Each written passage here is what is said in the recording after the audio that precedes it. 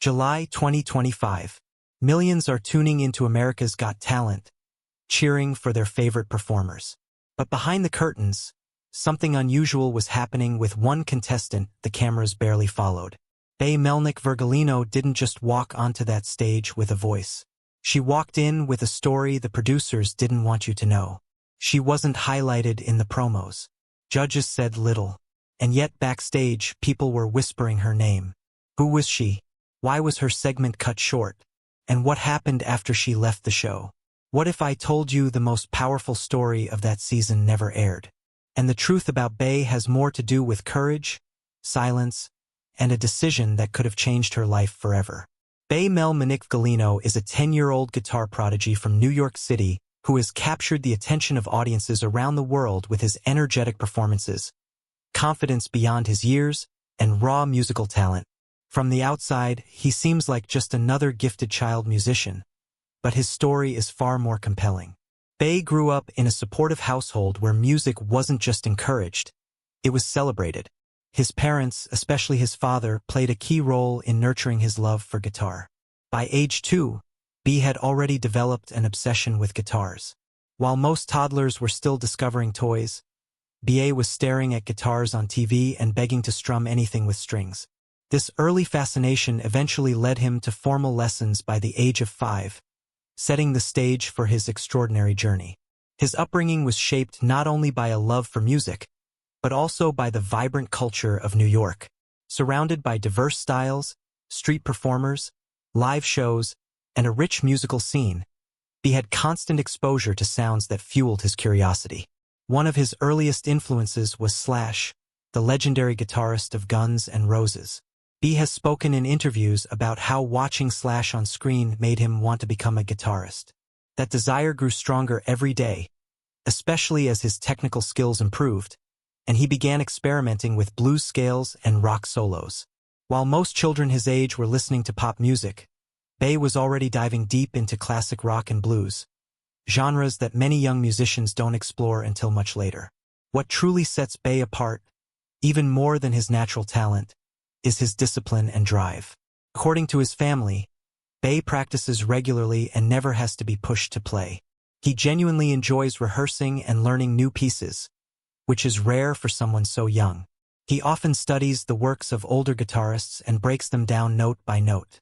Whether it's watching old concert footage or reading about music theory, Bey approaches learning like a true student of the craft. This serious dedication at such a young age is part of why his performances feel so authentic. He's not just playing notes, he's telling stories through his instrument, stories he's learned and felt through countless hours of practice. Despite being just a kid, Bey has already experienced the thrill of live performance. He's played at local venues in New York, including the Bitter End, a legendary club that has seen the rise of many artists. There didn't just cover other people's music. He also began performing his own original material. This experience gave him confidence and stage presence that became obvious when he finally stepped onto the America's Got Talent stage. It also introduced him to the challenges of live performance. Timing, nerves, sound issues. But Bey handled these like a professional. He isn't just a kid who got lucky on a TV show. He's someone who's been working behind the scenes for years, building his reputation and refining his craft. Bey's personal life outside music is kept relatively private, likely due to his young age. However, his family appears extremely close and protective, with both parents fully involved in his musical journey. His mom and dad often serve as his road crew, carrying gear, helping with sound checks, and making sure he's mentally prepared. Interviews and articles reveal that they don't pressure him, they simply support him. Bey's story is about talent, yes, but also about community and family. Without a strong foundation at home, even the most gifted child can burn out. Bey is thriving because his family lets him grow at his own pace while giving him all the tools to succeed. That kind of support is something America's Got Talent didn't fully show. But it's the quiet backbone of his incredible rise. Melnick Virgolino's guitar playing is more than just flashy solos or youthful enthusiasm. It's rooted in deep musical influence and refined style that most professional guitarists twice his age struggle to master. One of Fa's earliest and most consistent inspirations is the legendary guitarist Slash. Best known for his work with Guns N' Roses, Slash is not only famous for his top hat and curly hair image, but for his emotional blues-inspired guitar solos. B has said in interviews that it was watching Slash perform that made him want to pick up a guitar. That influence is clearly visible in bass playing. He favors bending notes for emotion. He uses pentatonic scales with confidence, and he understands the value of silence and space in a solo. He's not just mimicking riffs. He's absorbing the language of rock and blues. His style combines the raw energy of rock with the expressive soul of blues. That fusion is what makes his performances stand out. Unlike many child musicians who tend to rely on speed and tricks, bass slows down and leans into the feeling of the music. This approach, especially in his cover of Are You Gonna Go My Way? By Lenny Kravitzon, America's Got Talent, made people sit up and take notice. He hit every note with intention and didn't just rush through the piece. Instead, he played it like someone who understood what the song meant. There's power in that kind of emotional maturity, especially in a kid who hasn't even hit his teenage years. Blues is often about storytelling, about expressing hardship and triumph through guitar. Bass somehow captures that even though he's still at the beginning of his own story. In addition to Slash, Bay has been inspired by a variety of guitar greats. Jimi Hendrix, Stevie Ray Vaughan, Jimmy Page, and Eric Clapton are all names that come up in conversations about his playing style. You can hear snippets of each in his phrasing, but Bay always adds his own twist. For instance, he might use a Hendrix-style chord voicing, then slide into a modern rock riff with full confidence. This blend of old-school inspiration and modern attitude gives Bay a signature sound. That's something very few kids or even adults ever develop. His tone is thick, gritty, and deliberate. Whether he's using distortion for a rock anthem or a clean tone for a blues jam, Bay knows exactly how to tweak his sound to fit the mood of the piece. It's also important to note that Bay doesn't just focus on guitar technique. He sings while playing, which adds a layer of complexity to his act. Singing and playing guitar simultaneously, especially at his level, is extremely challenging. But Bay pulls it off like he's been doing it for decades. This dual-thread ability puts him in a rare category. It also suggests he has a good sense of rhythm and phrasing, skills that typically take years to build. Bay also engages with his audience while performing, whether it's through facial expressions, movement, or eye contact. That stage awareness gives him charisma that draws people in, whether they're in the room or watching through screen. Overall, Melnick Virgolino's influences have shaped him, but they don't define him. He has taken the best elements of his musical heroes and used them to create a sound that is both familiar and fresh. That's why he's not just a good kid guitarist, he's a good guitarist, period. His mix of bluesy emotion, rock power, and a surprisingly deep sense of musical identity makes him an artist to watch. As he continues to grow, it will be fascinating to see how these influences evolve. Will he stick to classic rock? Will he explore jazz, funk, or metal? No matter the direction, Bay's artistic foundation is solid, and that's what will keep him ahead of the game. When Melnick Virgolino steps onto a stage, one of the first things audiences notice besides his confident presence is the sheer size of the guitar he plays. Bay's instrument of choice during his America's Got Talent audition was a PRS SE DGT, a full-size guitar nearly as tall as he is. PRS Paul Reed Smith guitars are known for their elite build quality used by professionals like Carlos Santana, Mark Trey, and David Graham. The DGT model's namesake. These guitars aren't toys or beginner models. They're serious instruments, and the fact that Bay plays one with such skill says a lot about his technical ability. The guitar's wide neck, dual humbuckers, and high output pickups are not typically suited to smaller hands. Yet, Bay navigates the fretboard like it's second nature, a sign of hours of intense practice. The PRS SE DGT model he plays features a double cutaway mahogany body, rosewood fingerboard, and coil-splitting tone knobs, giving it a wide tonal range.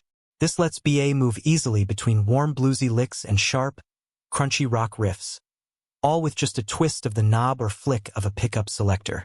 It's this kind of technical versatility that makes bass sound far older than his age. He isn't locked into one tone or style. Whether he's channeling the thick sound of 1970s hard rock or dialing it back to soft bluesy bends, he gets what he needs from his gear. A lot of guitarists spend years chasing their sound, but Bay seems to know what kind of tone he wants and how to achieve it. Bay also uses professional-level amplification and effects gear, although exact details haven't been publicly listed.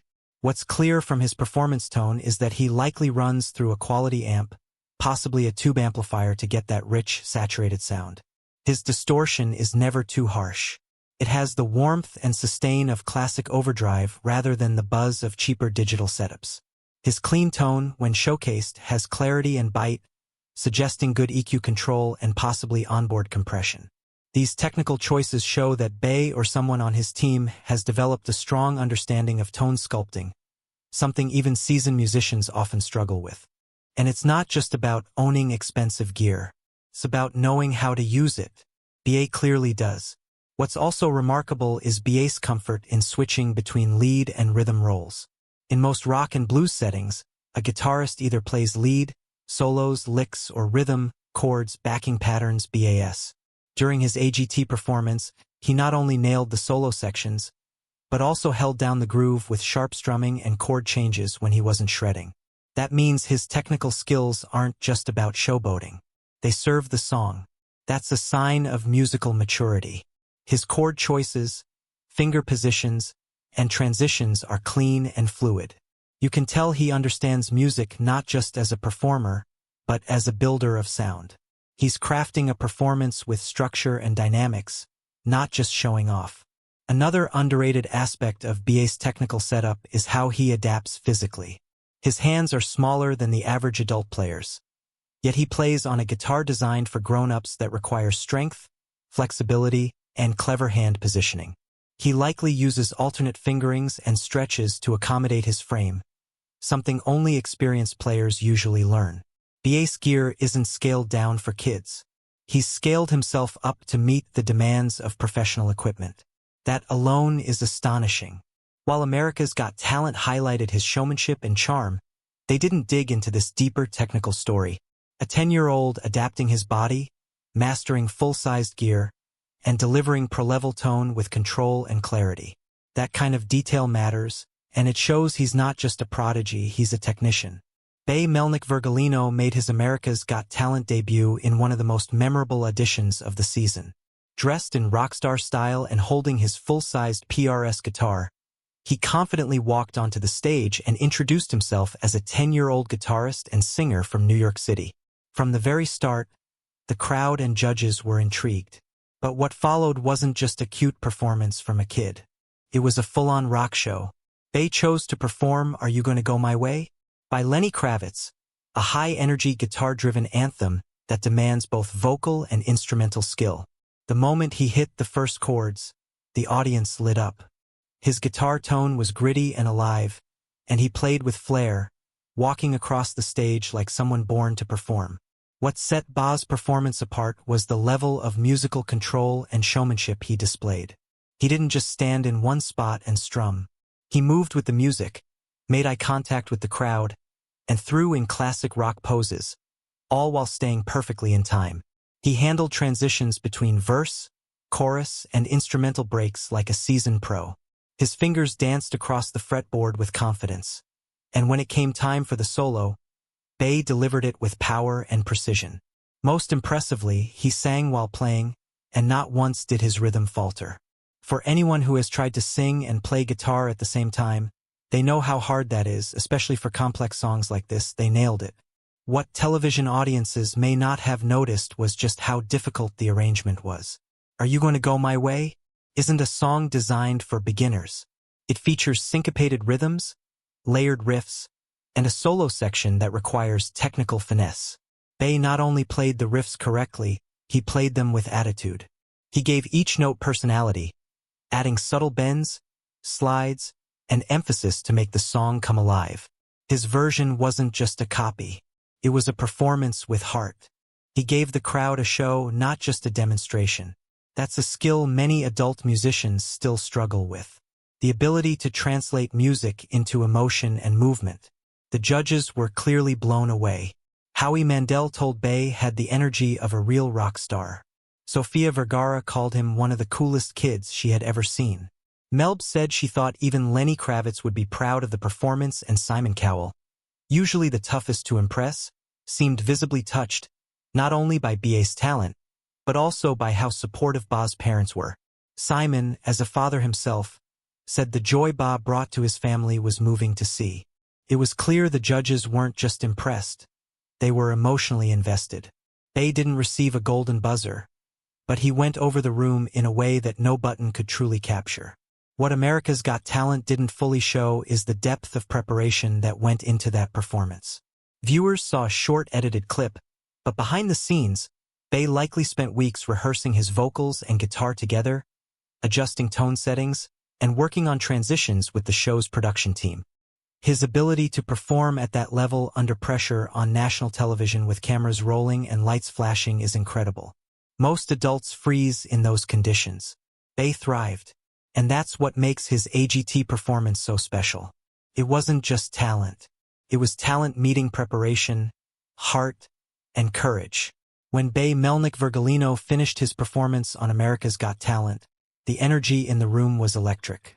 The crowd erupted into applause, many people on their feet, while the judges sat momentarily stunned by what they had just witnessed. It wasn't just the technical skill or the song choice that left an impression. It was Ba's total command of the stage and the pure joy he brought into the room. Each of the 4 judges gave unique and telling reactions. And when viewed closely, these responses said a lot more than just words of praise. They showed that Bay had crossed a threshold that few young performers ever do. He had made them believe in his potential as a real artist. Howie Mandel was the first to speak, and he didn't hold back. He called Bay a real rock star, emphasizing that Bay wasn't just playing music, he was embodying it. Howie has seen countless kid performers on the show over the years, but his response to Bay felt more sincere than usual. He noted Ba's charisma, guitar skills, and especially his confidence. Howie tends to look at contestants from an entertainment industry point of view, and his approval hinted that he saw commercial potential in Bay, not just as a performer, but as a marketable young artist with a future beyond the show. Sofia Vergara was clearly smitten by BA's charm. She called him one of the coolest kids she had ever seen on the AGT stage. Her reaction wasn't just about his performance, but about his presence. Sofia tends to gravitate toward acts that have personality and audience appeal, and B had both. Her face lit up throughout his performance, and when he interacted with her during the judge Q&A, she responded like someone genuinely impressed, not just entertained. She seemed to see Ba as more than a child act. To her, he came across as a young star who knew exactly what he was doing. Melb, who had recently returned to the judges' panel, brought a musician's ear to her critique. As a singer and member of the Spice Girls, she knows what live performance really entails. Her response was grounded in musicality. She complimented BA's rhythm, stage control, and vocal confidence. But what stood out most was her comment that Lenny Kravitz would be proud. That wasn't just a throwaway line. It was a nod to the fact that Bay had honored the song's original energy while making it his own. Melby recognized the difficulty of the piece and gave Bay credit for not just playing it, but performing it in a way that respected its legacy. And then there was Simon Cowell, perhaps the most meaningful response of all. Simon is known for being brutally honest, especially with young contestants. But with Ba, his tone was different, warmer, even fatherly. Simon didn't just praise Ba's talent. He focused on the emotional impact of the performance and the joy it brought to Ba's parents. As a father himself, Simon was clearly touched by the image of a child doing what he loves with his family proudly supporting him. He said, "This is what it's all about." And that simple line captured the heart of Ba's appearance. For Simon, Ba wasn't just a contestant. He was a reminder of why talent shows matter, giving space for real passion to shine. All 4 judges gave Bay a resounding yes, sending him to the next round, but more importantly, they treated him with a level of seriousness rarely afforded to young acts. They didn't treat him like a novelty. They saw him as a performer with real skill, real heart, and real potential. And while they didn't hit the golden buzzer, their responses felt like more than approval. They felt like validation. That's something America's Got Talent audiences may not fully realize. Bae didn't just impress the judges, he earned their respect. And for a 10-year-old in a high-pressure setting like AGT, that means everything. Melnick Virgolino's audition on America's Got Talent didn't just capture the judges' attention, it exploded across social media.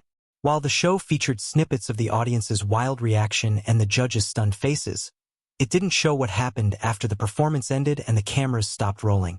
Behind the scenes, multiple producers approached Bae with high interest. According to sources close to the AGT production team, her audition received one of the fastest post-performance digital edit turnarounds in the season. Uploaded online less than 24 hours after being taped. An unusual move that hints at how strongly the show believed in her viral potential. Offstage, Bae was swarmed by other contestants who recognized that her performance had shifted the atmosphere at the Pasadena Civic Auditorium. Contestants who had been confident suddenly felt a new pressure. Several producers were reportedly overheard calling her performance a season-defining moment. Meanwhile, backstage interviews with Bae were cut from the broadcast, which is not uncommon, but surprising given the audience reaction. According to one fan who was in the live audience that night, Bae's standing ovation lasted longer than the golden buzzer moments that usually steal the show. What AGT didn't show was that Bae's team, family, friends, and supporters had strategically prepared for the online moment. A few short clips were pre-cut and released to Instagram and TikTok just minutes after the show aired with high-quality captions and hashtags. This is unusual for first-time contestants and revealed a deeper layer of preparation. Even though AGT painted her as a humble performer stepping into the spotlight behind the scenes, there was a calculated strategy unfolding. The show also didn't mention the celebrity reactions she got in the following days. A few well-known musicians, including blues and rock guitarists with Grammy nominations, reposted her performance. Some referred to her as a Gen Z blues messiah, a label that had never been attached to any young contestant before. Though AGT didn't highlight this in any official content, Bae's post-audition success turned her from contestant to phenomenon. Lastly, producers did not include Bae's reaction to the online hate she quietly received. While most of the response was overwhelmingly positive, a few users criticized her for trying too hard or pretending to be something she's not. Bae reportedly stayed offline for a few days after the video went viral to protect her peace. The AGT edit didn't include this quiet resilience, but it speaks volumes about her character and the pressures of instant fame. When Melnick Virgolino stepped onto the AGT stage, everything about her look felt effortless. But here's what the show didn't tell you. None of it was accidental. From her outfit to her hair to the way she walked on stage, every detail was part of a carefully crafted personal brand that Bae had been working on long before auditioning. She wore a blend of vintage and contemporary fashion, drawing clear inspiration from blues legends like Janis Joplin mixed with Gen Z streetwear energy. This blend wasn't just about fashion. It was about signaling who she is to the audience. Bold, timeless, and culturally aware. The producers showed her as a girl with a unique vibe, but they didn't reveal that they had already built a visual identity for herself months in advance. Friends close to her say she had experimented with her stage look for almost a year, going through old soul and blues archives, watching live footage of classic performers, and even studying how lighting and angles can enhance mood and presence. Her choice of colors, patterns, and accessories created a visual that stood out instantly. Something that AGT insiders say helps determine whether a contestant will make it to air. Producers know that a memorable image makes the edit, and Bae made sure she gave them exactly that. Interestingly, her eye contact with the judges, the small smirk before her first note, and the way she gripped the mic all came from a mix of stagecraft training and self-filmed rehearsal videos. She had practiced hundreds of takes alone in her room, analyzing what expressions felt most natural and powerful. AGT didn't show that part of her preparation. To viewers, it looked raw and spontaneous, but it was refined instinct, not random chance. And then there was the voice. The show highlighted her tone and power, but not the technique. Bae blends a clean belt with a vintage rasp that isn't easy to master.